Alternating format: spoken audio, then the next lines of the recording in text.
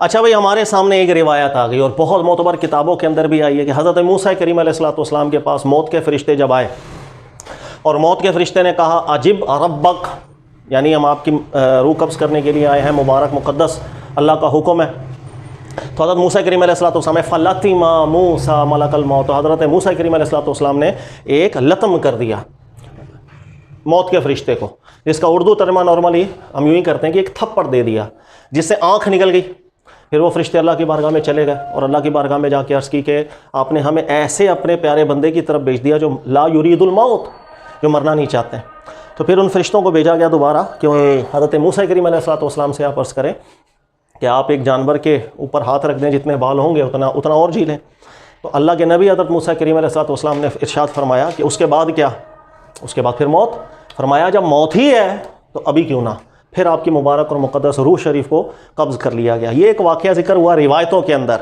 پھر اس واقعے کو ظاہر ہے کہ ہمارے یہاں ایک تو بڑی ٹینشن بھی ہے، واقعہ بیان بھی بہت ہوتا ہے، لیکن عام طور پہ لوگوں کو معلوم نہیں ہوتا کہ اس واقعے کو ایک بھی عالم دین ایسا نہیں ہے جس نے ایز اٹ از قبول کیا ہو. وہی دو طبقے علماء کے رہے ہیں جو شروع سے میں آپ کو بتاتا آیا.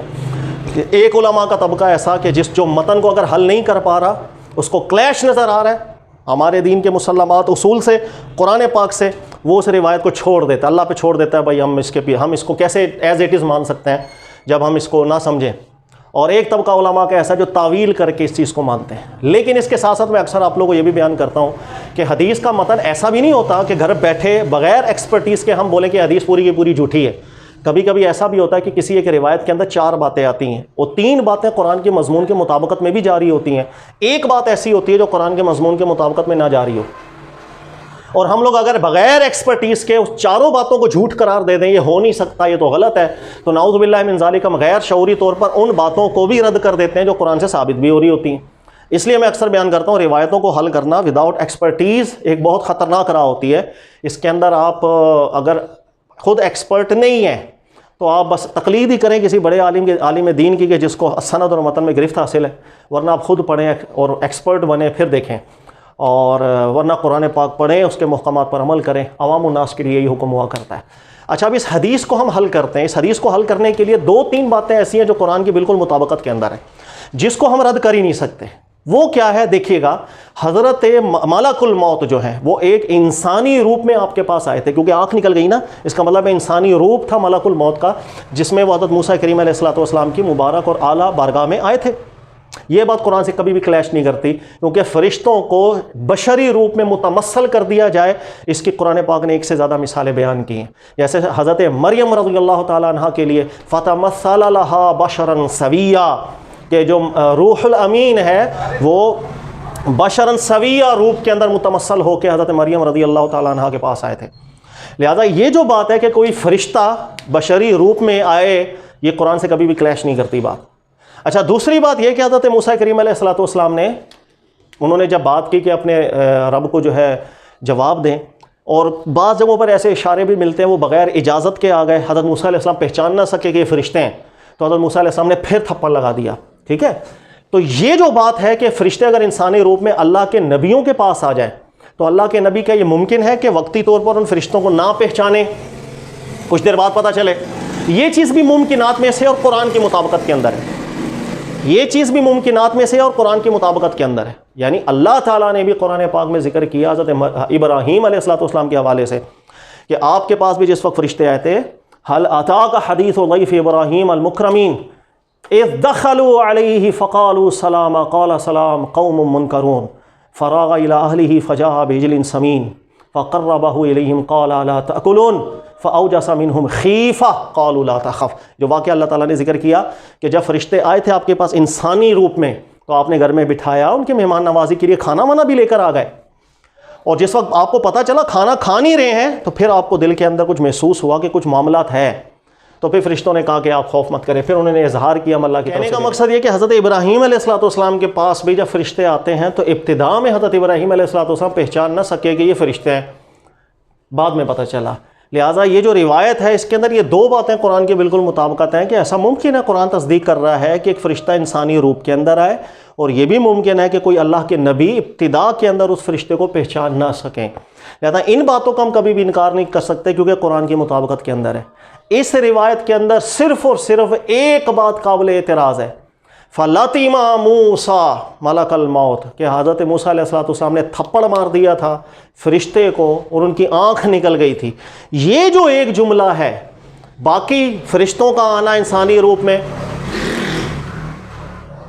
اور اللہ کے نبی علیہ السلام اگر ابتدا میں پہچان نہ سکے، یہ باتیں قرآن کی مطابقت کے اندر تھی۔ صرف اس جملے پر اعتراض ہے کہ کیا حضرت موسیٰ علیہ السلام نے ایسا کیا یا نہیں۔ اس کے اندر علماء کے دو طبقے رہے، یاد رکھیے گا۔ ایک طبقہ رہا ہے وہ علماء کے جس نے اس متن کو، اس لفظ کو آگے کا سٹاپ، اس لفظ کو نہیں مانیں گے تو وہی ہے جو علماء نے تعویلوں میں ذکر کیا، ورنہ ظاہری لفظ سٹاپ اس کے اندر سر فہرست ہے فقہ حنفی کے علماء۔ اور عابد سندھی مدنی صاحب کو آپ دیکھیں گے نسائی کی شرح کے اوپر، متن کے بہت ایکسپرٹ گزرے ہیں الحمدللہ، بہت حدیثیں جن کے متنوں کو انہوں نے الگ کیا ہے جو کلیش کر رہی تھیں قرآن پاک سے یا سنت ثابتہ سے۔ تو حضرت عابد سندھی مدنی رحمۃ اللہ تعالیٰ علیہ نے نسائی کے حاشیے پر، مسند احمد بن حنبل کے حاشیے پر واضح لکھا، میں عبارت بھی پڑھ دیتا ہوں آپ کو، وَالْأَقْرَبُ عِنْدِي أَنَّ الْحَدِيثَ مِنَ الْمُشْتَبِهَاتِ الَّتِي يُفَوَّتُ تَأْوِيلُهَا إِلَى اللَّهِ۔ انہوں نے کہا کہ حق بات یہ ہے کہ یہ جو جملہ آ گیا، یہ جملہ مشتبہات میں سے ہے، اللہ پر چھوڑ دو، اس لفظ کو نہ بیان کرو لوگوں کے اندر، اور نہ ہمیں معلوم ہے کیا ہوا کیا نہیں۔ ہاں جتنی بات قرآن سے مطابقت آ رہی تھی بس اتنی بات کو ہم ریجیکٹ نہیں کر سکتے۔ اس جملے کے اوپر آ کے انہوں نے اس کو مشتبہ قرار دے کے خاموش ہو گئے، لیکن آگے ذکر کر دیا عابد سندھی مدنی صاحب رحمۃ اللہ علیہ نے، انہوں نے کہا لیکن اگر کوئی شخص اس لفظ کو بیان بھی کرے لوگوں کے اندر تو پھر لازم ہے اس کے اوپر کہ اس کی تعویل کرے جو علماء نے بیان کی۔ وہی دو طبقے علماء کے، تعویل کا مطلب ہے جس بات پر اعتراض آ رہا ہوتا ہے پھر اس کا ہم ایسا معنی لیں گے جو عربی کے اندر چاہے دور کی تعویل ہو لیکن وہ معنی لیں گے کہ جس سے اعتراض لازم نہیں آ رہا۔ یہاں کئی اعتراضات آتے ہیں، وہ اعتراض یہ کہ حضرت موسیٰ علیہ السلام کا فرشتے کو تھپڑ مارنا، تو پہلے ہمیں یہ ثابت کرنا پڑے گا کہ فرشتے جو انسانی روپ میں آتے ہیں، انسانی روپ میں آنے کے بعد کیا ان کو یہ عوارضات لاحق ہوتے ہیں جو بشر کو ہوتے ہیں؟ تو کہیں نہ کہیں قرآن سے کلیش کر رہے ہیں، کیونکہ دیکھیے گا حضرت ابراہیم علیہ السلام کے بعد جب فرشتے آئے تھے وہ کھانا نہیں تھے کھا رہے، اس کا مطلب ہے انسانی روپ میں متمثل ضرور ہوتے ہیں لیکن بشری عوارضات ان کو لاحق نہیں ہوتے۔ تو آنکھ کا نکل جانا پھر ہم اس کو ایگزیکٹلی ثابت نہیں کر پائیں گے، ٹھیک ہے نا۔ پھر دوسری بات کہ فرشتے نے موت کی بات کی تو حضرت موسیٰ علیہ السلام نے ایسا کیوں کہا، یہ بات بھی سمجھ میں نہیں آتی۔ اس کی وجہ یہ حضرت موسیٰ علیہ السلام کو اعلان نبوت سے پہلے لوگوں کی لڑائی جھگڑا اس میں صلح کروانے کی غرض سے ایک شخص پہلے قتل ہو چکے تھے، اس پر حضرت موسیٰ علیہ السلام نہایت نادم تھے ساری زندگی کہ یہ ایک عمل تو ہوا ہے۔ اس کے باوجود بھی ہم یہ بولیں کہ آپ کی طبیعت کیا ایسی تھی کہ کوئی شخص آئے سامنے اور آپ جو ہے ان کے چہرے پر ایسا لگا دیں کہ آنکھ نکل آئے، یہ اعتراض بھی ہے جس کا جواب دینا پڑتا ہے۔ پھر تیسری بات کہ جب یہ بات ایک مسلمات میں سے ہے کہ اللہ کے نبی کے پاس جب فرشتے آتے ہیں تو اللہ کی طرف سے پہلے ایک پیغام دیتے ہیں اختیار کا، اس کے بعد مبارک روح قبض کی جاتی ہے، یہاں وہ اختیار کیوں نہیں بیان کیا گیا؟ تو کئی اعتراضات پیدا ہو جاتے ہیں، ان اعتراضات کو حل کرنے کے لیے پھر تعویل کرنا ضروری ہوتا ہے، اس لیے کہ ڈائریکٹلی اللہ کے نبی علیہ السلام سے سنی بات یہ نہیں تھی، راویوں سے آئی ہے، غلطی ہو سکتی ہے، لہٰذا اس کی جو تعویلیں علماء نے 3-4 تعویلیں کی ہیں۔ ابن حجر عسقلانی رحمۃ اللہ علیہ کو اگر آپ پڑھیں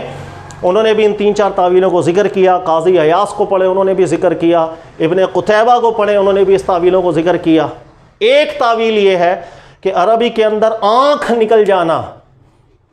یہ ایک محاورہ بھی استعمال ہوتا ہے، چاہے بہت کم ہوتا ہے لیکن محاورہ بھی ہوتا ہے، اور وہ محاورہ اس طرح ہوتا ہے کہ آپ کی اگر کسی سے کسی بات پر بحث ہوئی، بات چیت ہوئی اور آپ نے دلیل ایسی دی کہ سامنے والے کو اس کا جواب نہ بنا، ایسی صورت کے اندر کہا جاتا ہے عربی کے اندر اس نے تو اس کی آنکھ نکال دی۔ آنکھ نکال دی مطلب اس نے اس کو لاجواب کر دیا۔ تو ایک علماء کا طبقہ ایسا رہا، ابن حجر عسقلانی نے بھی اس کو ذکر کیا، انہوں نے کہا کہ ابن حجر عسقلانی ذکر کرتے ہیں کہ بہت سے علماء کہتے ہیں اب طلع حجتہ ہو، اس کی ایک تعویل یہ ہے کہ محاورہ مراد لیا جائے، یعنی کہ جب ڈسکشن اس فرشتے کے ساتھ ہوئی تھی حضرت موسیٰ علیہ السلام کی تو ممکن اللہ کے نبی نے ایسی بات پیاری کی ہو کہ فرشتے جواب نہ دے پائے ہوں، ظاہر اللہ کے نبی کی دلیل مضبوط ہوتی ہے، تو اس کو کہا جاتا ہے کہ ہمارے اردو میں بھی اس طرح کہا جاتا ہے. یہ اسٹوڈنٹ نے بڑی اچھی بات کی, اس نے کہا منہ توڑ جواب. منہ توڑتے نہیں ہیں لیکن ہم کہتے ہیں منہ توڑ جواب دے دیا, ٹھیک ہے نا. اسی طرح عربی کے اندر ایک محاورہ ہوتا ہے, جب آپ کسی کو ایسی پیاری دلیل دے کہ وہ جواب نہ دے سکے, اس نے آنکھ نکال دی, ابطل حجہ,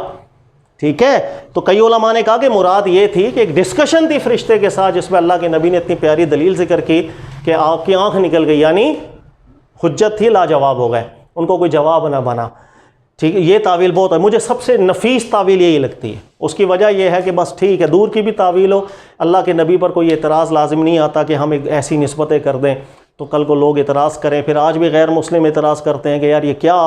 باتیں آ گئی ہیں کہ اللہ کے نبی علیہ السلام ان کا ایسا اخلاق تھا کہ فرشتے کو مار دیا. مطلب اعتراضات انسان, یہاں تو آپ عابد سندھی مدنی والے پیٹرن پہ چلیں. جب یہ بات آئی اس کو سٹاپ, ہاں جتنی باتیں قرآن کی مطابقت میں تھی ہم مان لی, بس جہاں پر اعتراض ہے اللہ پہ چھوڑ دیا. اس کو ہم نہیں نقل کرتے لوگوں کے سامنے کیونکہ ہمیں اس کی بات ہمیں نہیں پتہ کیا تھا. یا تو آپ تعویل کے اوپر جائیں, تو تعویل یہ ذکر کی, کئی علماء نے دیگر بھی تعویلیں ذکر کی, 3-4 تعویلیں جس کو ابن حجر نے بھی ذکر کیا, دیگر علماء نے بھی. تو اسی چیز کو عابد سندھی مدنی صاحب نے بھی ذکر کیا کہ یا تو تعویل کریں, لوگوں کو اسی تعویل کے ساتھ بیان کریں. لوگوں کو بلا تعویل ہم بیان کر دیتے ہیں, ہمارے یہاں بڑی بدقسمتی ہے. اور بات وہی ہے کہ چونکہ ایکسپرٹیز نہیں ہے متن حل کرنے کی, اور اس کو ہم بیان کر رہے ہوتے ہیں, پھر اسی انداز میں کر رہے ہوتے ہیں کہ اللہ کے نبی نے تھپڑ مارا تھا, آنکھ نکل گئی تھی, ایسا ہو گیا تھا. اس کو ترجمہ پھر اسی تعویل کا ترجمہ کیا جاتا ہے. یعنی اگر آپ اس حدیث کو تعویل کے زمرے میں قبول بھی کریں تو جو تعویل آپ کو اچھی لگے, مجھے سب سے اچھی تعویل یہی لگتی ہے ابطل حجہ والی. تو اس حدیث کو اسی انداز میں بیان کرنا چاہیے کہ جب حضرت موسیٰ علیہ السلام کی اس فرشتے سے ایک ڈسکشن ہوئی تو حضرت موسیٰ علیہ السلام نے ایک بڑی پیاری بات کی تھی, اور دلیل میں اچھی بات کی تھی کہ سامنے فرشتے لاجواب ہو گئے تو اس کا جواب نہ دے پائے. پھر اس کا جواب کے لیے وہ اللہ کی بارگاہ میں حاضر ہوئے تھے, پھر جواب لے کر آئے تھے تاکہ لوگوں کے اندر بھی ایک بدگمانی کا عنصر پیدا نہ ہو, ایک اچھی فضا رہے. تو یہاں تعویل کے ساتھ ایسے متن کو قبول کیا جاتا ہے یا اس کو مشتبہ مان کے چھوڑ دیا جاتا ہے. ٹھیک ہے جی, جزاک اللہ.